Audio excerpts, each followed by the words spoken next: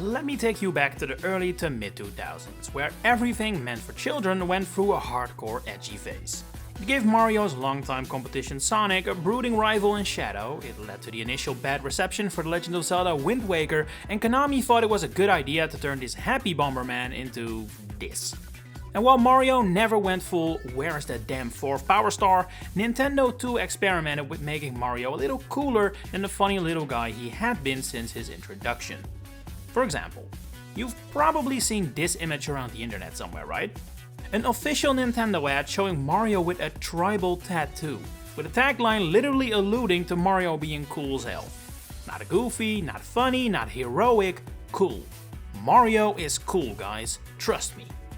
This was an ad for the Game Boy Advance SP Tribal Edition, which started out as an European exclusive console. According to sources at the time, Nintendo's advertising plan here focused less on kids and more on teens, hence the tribal design, and commercials aired on TV stations like MTV rather than kids channels. All in all, the entire campaign, Nintendo themselves confirmed, cost $5 million. I don't know if it was worth that much, but this image is priceless at the very least. But even before this edgy masterpiece released in 2004, Nintendo had already put the train to a cooler Mario into motion. All the way back in 1999, Shigeru Miyamoto was already starting to get critical about Mario's image, as he explained in an interview with Shigesato Itoi, who, side note, is actually the creator of the Mother series. The topic at hand is the new Mario game for GameCube, or Dolphin at the time, which is at this point still called Super Mario 128. Miyamoto aimed for this game to appeal to more mature audiences, because he felt that, at the time, Nintendo was focusing too much on making Mario a character aimed at the smallest of children. He was always happy, he had a very simple design, he threw the peace sign around like it was nothing, it all felt too childish to Miyamoto. In his vision, Mario was more like your fun uncle, someone who would appeal to everyone, including teens around 18 years old. He even brings up the example that he himself was 28 when he came up with Mario and thought he was cool. So to now see Nintendo mostly push Mario to younger children almost made him feel as if he should be embarrassed for finding Mario cool at 28. He then continues to explain how Nintendo does have a kiddie image, especially compared to the PlayStation, and how that affects his work.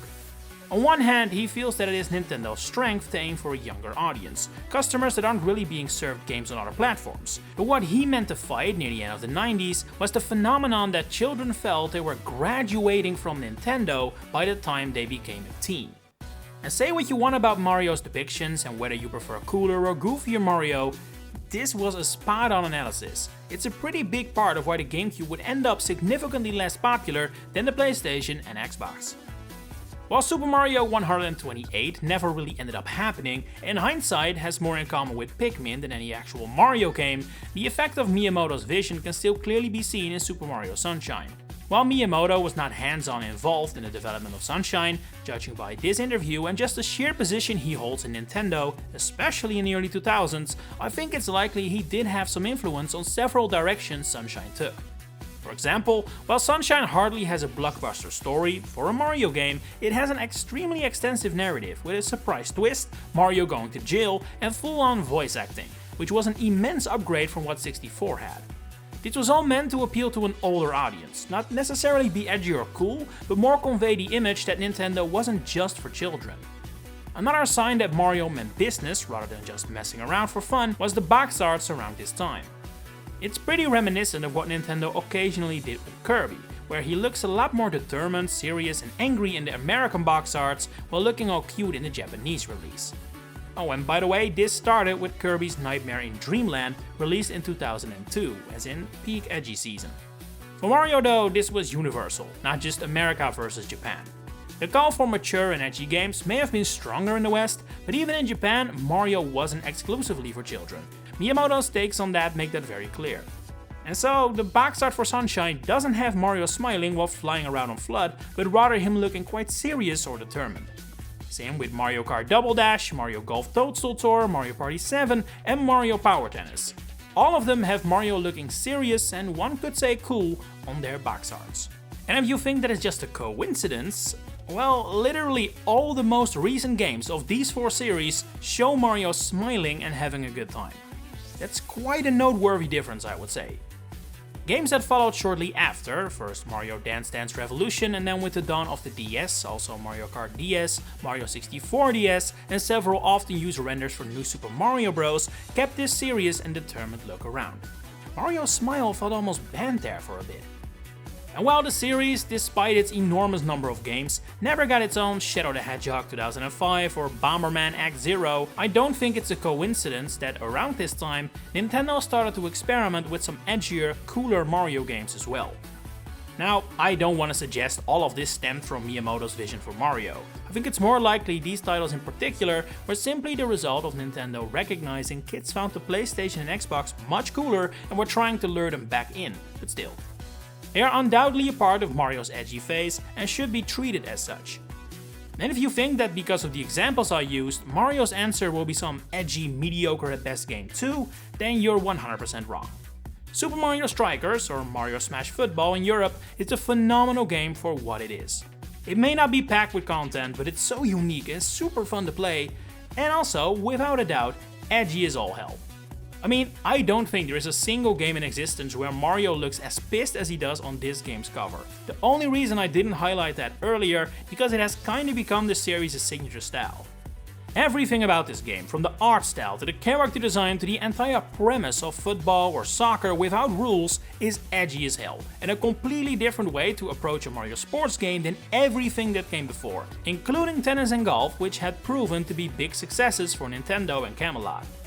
And yet, Next Level Games decided to take things in this direction, and looking at the cultural preferences of kids and teens at the time, I think that was the right call.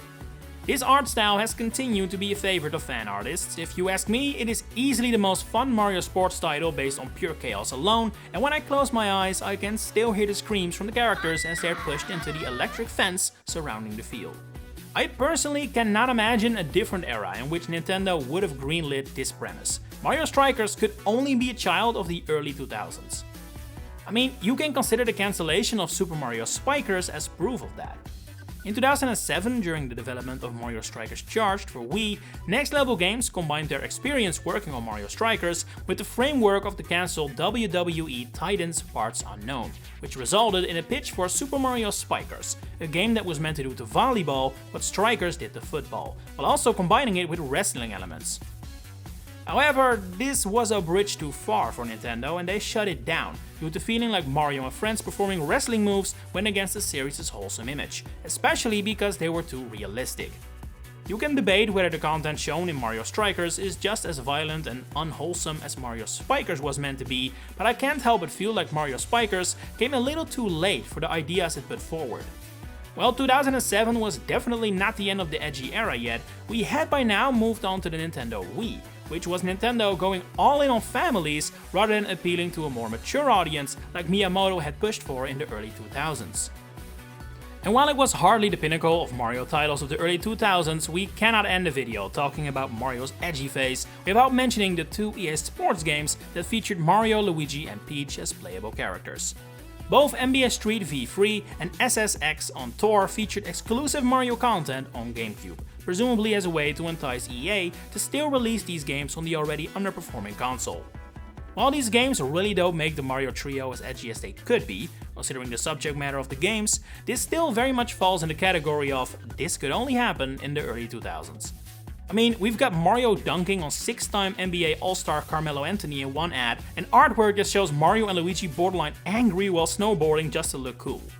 The games themselves are very much standalone titles, obviously. They were also released on other platforms, so it's not like they can really be too deeply analyzed as a symptom of Nintendo's desire to make Mario look cool, but I can't help but point out that at the very least NBA Street kind of failed at its goal. I mean, Mario, Luigi and Peach look so completely out of place here, it's ridiculous. I cannot imagine one teen looking at this and thinking, Mario looks cool here. The proportions are so incredibly messed up compared to these realistic humans, all it's really doing is further proving that Mario isn't well suited to this kind of thing. You know, basically the opposite of what Nintendo was hoping to convey at the time. But all's well that ends well. Following Nintendo's dip outside of the kiddie pool with the GBA and GameCube, the Wii and DS were probably the most casual-friendly consoles the world has ever seen, and Nintendo saw tremendous success because of it. If anything, it caused them to overcorrect too much into the other direction, although this obviously didn't affect Mario that much, more so Nintendo's more mature series like Zelda and Metroid. And now, in the Nintendo Switch and Switch 2 era, balance is the key. Just like the gaming landscape has become incredibly diverse, so has Nintendo's output of games. The Mario franchise now truly appeals to all ages, with titles like Odyssey, which are super easy to pick up for youngsters, but have a ton of content and callbacks for older players. And in a way, that is all that Miyamoto really wanted. He never meant for Mario to use guns and wear black clothing or whatever. He just wanted the series to be for everyone, rather than cater towards only the youngest. It seems like he got his wish eventually. How do you feel about Mario's Edgy era? Are you glad it didn't stick, or do you kind of vibe with it? Share it in the comments below. If you enjoyed this video, please consider giving it a like and subscribing. And if you really want to support me, you can now become a channel member to get all kinds of fun perks and help me keep bringing these videos to your doorstep every week. For now, thanks for watching and enjoy the rest of your day.